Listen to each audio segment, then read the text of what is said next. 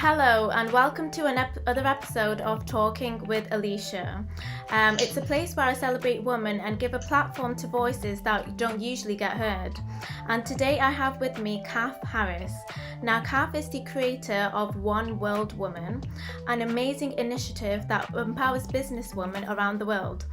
And I wanted to speak to her today because I just love it when they dedicate their lives and their careers to helping others. And I know this talk will be really interesting. So, hi, Cath. Thank you so much for joining us today. Oh, you're very welcome.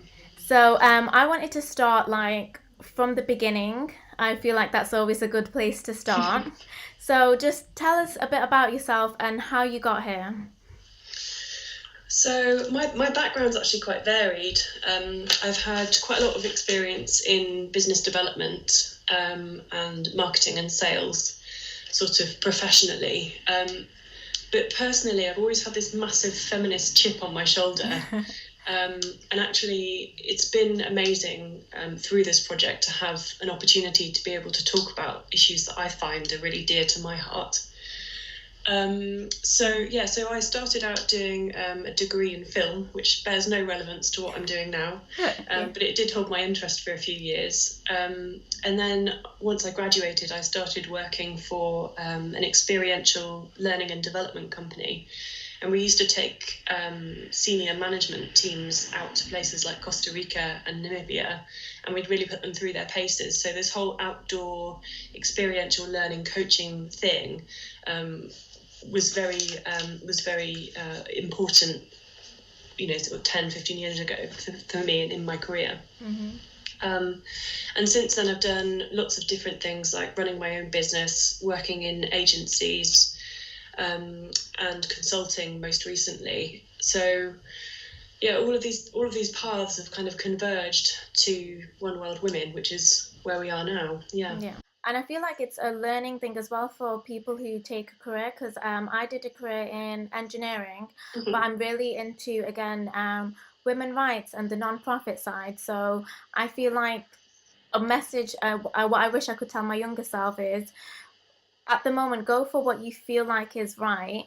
And then as you go along in life, you have to experience life to learn what your passions are. So absolutely. It's amazing how I didn't even know you did film. You did film, but you went on to do something else, and you went on to do something else. So I love the fact that we're in a time where there's no such thing as one job and one career. Absolutely, yeah. Yeah, so One World Woman, can you tell the audience about it? It's an amazing initiative. Of course. Yeah. So it was March 2018 last year, and I just happened to be in the Gambia in West Africa with a friend on holiday. And it was our penultimate day. We were due to fly back to London, and we did a day excursion at Ida's cookery school, where we met Ida, who took us to a local market and showed us how traditional Gambian cuisine is made. And I had the opportunity to chat with her about what life is like for women and girls, successful cookery school and microloans to local women, and then helps them set up their own businesses. She's on a number of boards for women in business, the Gambia Chamber of Commerce, and also a local sustainable tourism organisation. And it just really excited me that, for a country that's relatively quite poor, somebody like Ida is able to use every last minute and penny to help other women, and I just felt like I needed to help. Yeah. So I chatted with her about what life is like for women, and I found out some things that I just I couldn't not help with. So, for example, the African Union are saying to people in the Gambia and the whole of sub-Saharan Africa that they need to start businesses.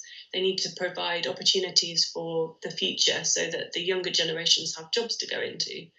But then they're not actually providing any help for them to do that. Okay, yeah. So I just thought, well, this is an impossible bind. You've got women who are saying, right, I want to start a business. This is my idea. This is what I want it to look like in 10 years' time. And then there's no one there to kind of help them.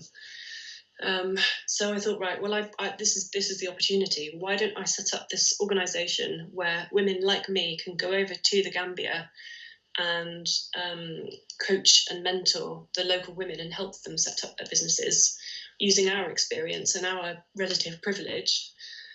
So yeah, that's what we've done. One World Women is a non-profit social enterprise. We're working in the Gambia at the moment, and Ida is our in-country partner. And then we're looking to grow programs in Tanzania and Malawi this year, ready for next year. And then the very, very long-term plan is to be in 5 continents. And we're also setting up a charity arm, which will be used to provide assistance on the ground in the countries that we're working in. So, for example, we'll have opportunities for local people to be employed and both do internships with countries in, like the UK or mainland Europe. And we want to run accelerator programs and incubators for women in the developing countries, so that they don't have to, so that we don't have to fly out there, and so that they have the opportunity to learn from one another. So we're kind of creating this global community of women who just want to help each other, and I really hope that it snowballs with people who are passionate about it, like I am. That's definitely the case. Already, if you're talking about it growing into different countries as well. So what you do is you get women from the UK, professional women, who go there for a week in Gambia. And one of the things that intrigued me is, how do you fit everything in 1 week? Because it's a lot. And how do you make sure that they've actually learned? Because it would be a very intense week. Yeah, absolutely. It is a really intense week. So what we do is each program is comprised of a really different group of people. So before we depart from the UK, the British women meet, and we have what I call a co-creation session, where we sit down together, we look at the Gambian women, we look at the week's itinerary, and we kind of work out approximately what we think we might need to do. And it might be that in our needs analysis, each of the Gambian women might want, I don't know, say a marketing workshop or something. So we might say, okay, so on Wednesday we're going to do, as a group, we're going to do a marketing workshop, but the rest of the time we might do one-on-one sessions. So yes, the week is a really important part of the process, but it's not the whole journey. So what we ask is that for at least 3 months, once the British women return, they continue to mentor their Gambian counterpart through WhatsApp or Skype or however they decide they want to do it. But I would say at least half of those partnerships are going to continue for much, much longer than that, if not be sort of friends for life. Yeah. That's amazing. So it's kind of like a mentor for life kind of thing, where they keep on going on. That's amazing. And you've briefly mentioned that you went to Gambia. Is that one of the reasons why you chose Gambia as a starting point? Yeah, and it was never something I went to Gambia thinking that I wanted to do. It was always, I was running my own business back in 2016, and it got to the point where I was completely burnt out, and I had to do something different. So I took some time off in 2017. And I knew that I wanted to work with women. I knew that I wanted to do something that had purpose at its core to fulfill me. I needed to do something that allowed me to travel and also to look after my mental health. So friend and I went to Gambia, and this opportunity came up with Ida, and I just had light bulbs sparking in my head. I was like, this is it. This is the opportunity. This is what I've been looking for. So, and as you mentioned earlier, it's absolutely an intuition thing. I would never have planned this. I just felt at that time that it was the right thing to do. Yeah. And you took that jump, and it was very worth it from what it looks like. And when looking at the women in Gambia, what do you think the main issues are with them? That's a really interesting question, because so before we met the first cohort of Gambian women, they all thought that they needed help with finance, as in they needed investment.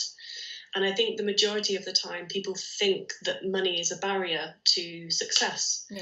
But that's not true. So as an example, all of the women on the previous programme, they needed assistance in how to actually look after their accounts. So, for example, they tend to have one pot of money, which is both personal and business, which means that if there's a naming ceremony or a wedding, they clear that entire pot of money because they want to be seen as being very generous, but then they have no money to use for capital investment or to buy stock. So they basically have to start again several times a year. So what we've done is we've looked at different strategies for running finances and learning how to pay themselves a salary and saving and those sorts of things. So yeah, finance in that respect is a barrier. Yeah. But also marketing is another. So some of the younger women that we work with, they have smartphones, they look at Instagram and they see that, having 15,000 followers is a really positive thing for certain influencers. But what they don't necessarily understand is the why and the how. So what we do is we have people who have a professional marketing background that come out with us, and they can explain, what the gaps are in between the kind of why you need that many people and kind of how to build it sustainably. So yeah, they're the two kind of main issues: finance and marketing. Yeah, that's really interesting to hear. And with the Gambian woman, do you know what kind of businesses they focus on? So I'd say the majority of the time, so Gambia, or where we are in the Gambia, is quite touristy. So they have quite a lot of businesses where they can sell items to tourists. But the issue there is that it's quite seasonal. So like us, there's 6 months of summer, 6 months of winter, but their winter is very rainy. So they don't tend to get many tourists there. So whilst they have a very fruitful summer season, their winter is, they don't really make a lot of money. So what we've been trying to do is explain different sales channels to allow them to be more sustainable and actually make money through that downtime. Is it more focused, as you said before, on business and not the education side? Because here in the UK, it's not that common to open your own business, and there's not a lot of not pressure, but do you get what I'm saying? So is it a completely different landscape in Gambia where women focus on the business side rather than the education? So I think it's a mixture of both, and it's a really interesting situation in the Gambia with education at the moment. So enrollment in primary school, you have, for every 100 boys, there's 74 girls who graduate primary school. So whilst primary school is now free, the parents will still need to buy textbooks, backpacks, those sorts of things. Yeah. So it's really interesting. So traditionally, girls tend to go into domestic labour at a particular age, which is why there's a kind of drop off at graduating primary school. And then that gap gets even bigger as you go up to secondary school. We had the fortune of meeting some really incredible women who are extremely poor, but being sponsored to go to medical school by family and friends and other people. And it's those people who, have this absolutely burning fire inside of them who are going to make a real difference in the Gambia. And quite often what you find is people get scholarships to go and do degrees abroad. So if they do get to that point where they're educated enough to go and do a degree, they'll go to the UK or America or wherever, with the intention of coming back, but then don't always come back to the Gambia. Mm-hmm. So yeah, quite often we're working with women now who have gone and done a degree. There's one lady who's done a degree in Barbados, another in the United States. And they're coming back to the Gambia to use that knowledge and experience and connections to help their families. It's that the enrolment is exactly the same, boys and girls, but at graduating stage, 25% of girls drop off. And that gap only gets wider as they get older, because when they reach kind of sort of early teens, girls are expected to earn money through domestic labour, which means that, they have the choice of, do we make money or do we spend money on education? And for some families, that's not a choice. So No. So again, your initiative is really needed there, and it's a good initiative that you're doing. And you talked about before how you were just burnt out from work and being overworked. I feel like for women, and this can be women all around the world, there's a lot of juggling to do and a lot of like prioritization during their careers. Yeah. With women especially, it's statistically proven that women do more of the housework. How would you avoid burnout for women? And um, what do you do if you are burnt out but you can't leave your career, or you have to do your job? So what Mm. advice would you give for that? Yeah, that's a really difficult one. So for me, I handle things differently now. So rather than kind of saying yes to everything and piling the to-do list up until it's a ridiculous weight, Yeah. like you mentioned, I prioritize a lot. Every day I'll write out a new to-do list of things I need to do that day. But also I don't get bogged down in the stuff that isn't important. So things like admin, I used to like to keep on top of it because, you know, it's neater and then you don't have as much to do. But these days, don't bother. You know, I could do that at another time. It's just not important. Yeah. And also having lots of time doing nothing. And I mean literally doing nothing, like, you know, just sitting in the garden or reading, I find is great for my mental health because there's only so much energy you can put into thinking and doing constantly. You know, I like to give my brain a rest every now and again. Yeah. Yeah. So that's it's really important to, like you said, prioritize and give yourself a break, even if it's an afternoon where you would spend doing housework. You rather just leave it for an afternoon and spend that time on yourself. Yeah. And what advice would you give? Because you've had a very successful career and you've done so many different things. What advice would you give to younger women that are just starting out in their careers? Oh gosh. So I've always been really, really ambitious, and I was really keen to set myself some really specific goals when I first graduated. And it was things like I wanted to be a director of a company before I turned 30. And I haven't reached my second goal, which was to earn $1 million. That's probably not going to happen. And so I think in terms of advice, it would be slow down because you'll get there. You will get there. Yeah, I feel like with a lot of younger people, including myself, when I look at my peers, they have this kind of ticking clock mentality where it's like, I have to get all these things done before we're 30, and they're lofty goals. Like, for instance, you might have had like make $1 million before 30, do this, do that. And then when they turn like 25, 26, 27, and they're not near enough their goals, they beat themselves up. Absolutely. And that's the other thing for me is I never thought of myself as a perfectionist because, you know, I'm not a girly girl. You know, I'm not a tidy person. But in terms of my work, I absolutely am a perfectionist, or have been. So that's the other change I've implemented, is the fact that I am now an imperfectionist. And everything I do, if I can get it to be 80% fine, that's, you know, whatever, that'll do. And actually, the way that I run the business now is iteratively. And that's probably come through my experience working in the creative industries, where everything is kind of an iteration of something previously. I don't believe in perfection. If we can get something done is better than perfect. Yeah. So we can always improve it later. Definitely. Even with me now that I'm starting to realize where if I post something, if I do something, especially with the online, it's better to get something out there and it not be exactly how you want it, but at least it's out there, than something that's absolutely perfect. And because it saves a lot of time and it gets the job done. And if you look back, you rather get more tasks done than get fewer tasks done perfectly. Perfectionism is just another way of putting pressure on yourself. Yeah.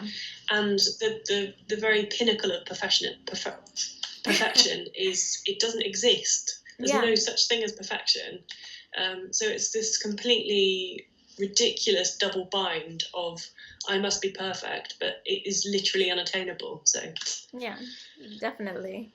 And when you're looking at I'm coming back to the UK now. So if you look at women in the UK, what do you think some problems are that women face that you wish people talked about more, there was more awareness on? That's a really good question. Let me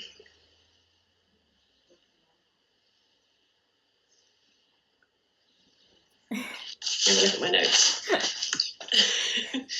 So I was thinking about this earlier, and one of the things I keep coming across at the moment is unconscious bias. And I've been reading lots about race recently. So my interest is in women, and there are a number of other issues that are kind of intertwined with that. And I think, especially as a white woman working with women in Africa, I really need to educate myself. So, and I absolutely understand that that's a privilege in being able to educate myself.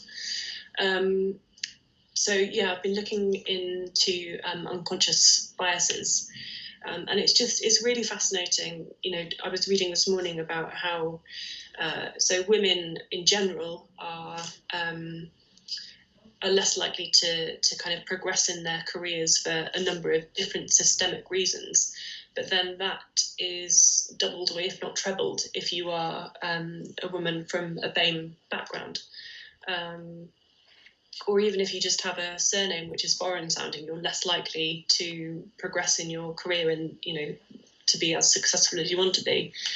And it's just, it's those sorts of things that I think are really important. And so many people kind of say, oh, well, you can't see it, therefore it's not real, or I've not seen it, therefore it's not real. But it absolutely is. And I think that there's a big conversation that's happening at the moment where companies especially are kind of realizing that it isn't the people necessarily, it goes deeper than that. It's systemic. And it's just trying to find the language around communicating that and what that means and how to combat it, I think is really quite important. Definitely. Because I'm a woman of color, when I got brought up, it's always been told it's always been told to everyone, especially in the Western world, I feel like you work hard, you'll get where you need to be. But then as you grow up, you feel like it's the system, the way that some people's worlds are, they need to work twice as hard to get into somewhere where they could be looking at someone and someone's done this, and that, but it's the system where they don't have the barriers that they have. So it's not as simple as if you put all the effort in, you'll get the result. Sometimes it's a lot more complicated than that. And I think with life, you realize that. So yeah, I feel like I completely agree with you. Unconscious bias is something that's very needed to be spoken of. So I think it's very important that we're at least aware that some of the judgments that we make might be perceived differently because of the way we brought up with. So yeah, absolutely. Yeah, so definitely, I completely agree with you on that. And being a businesswoman, how hard was it to manage your own business as a woman? So I've always done lots of women's networking groups, and I've found, whilst I don't specifically, or in the past, I haven't specifically sold to women, I've always found that a much safer space to learn and to grow. I think when I've been to networking events previously and they've been men and women, men network very differently.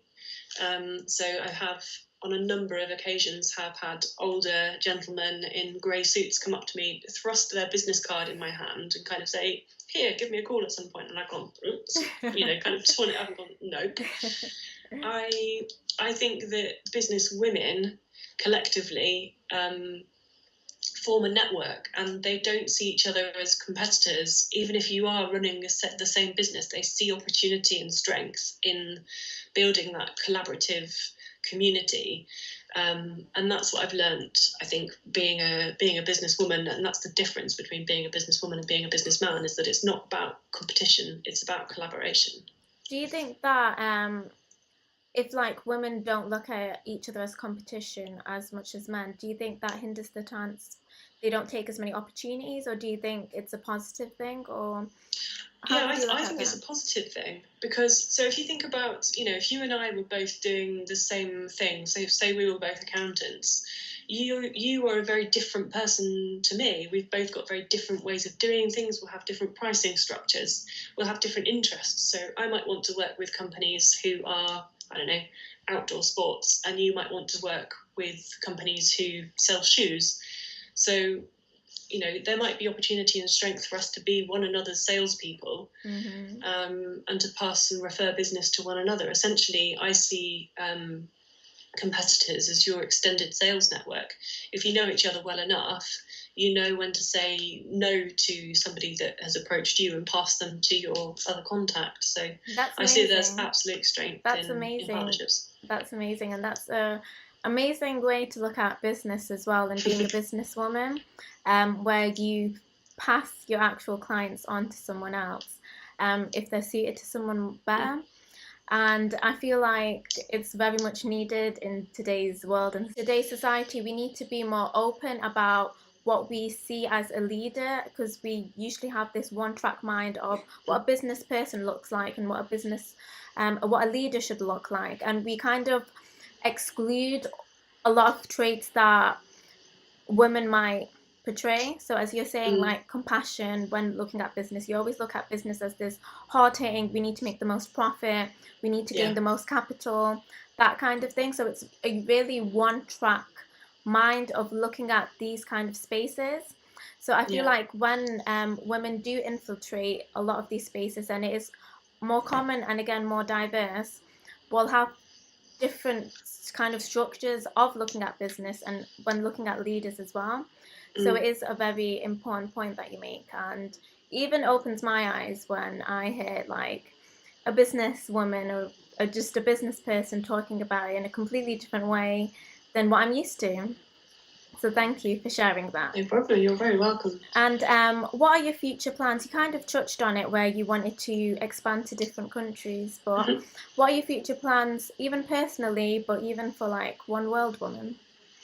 So we're running 2 programs in the Gambia this November, 2 back-to-back programs, which we're filling at the moment with participants.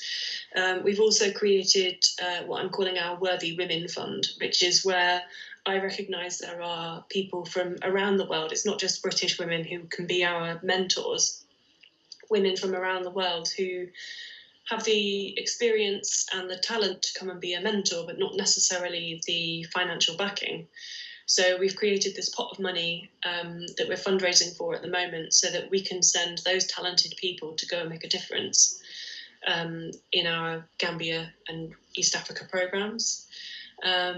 So yeah, like I say, so we're going to be expanding into Malawi and Tanzania. And I'm looking at doing some crazy fundraising events.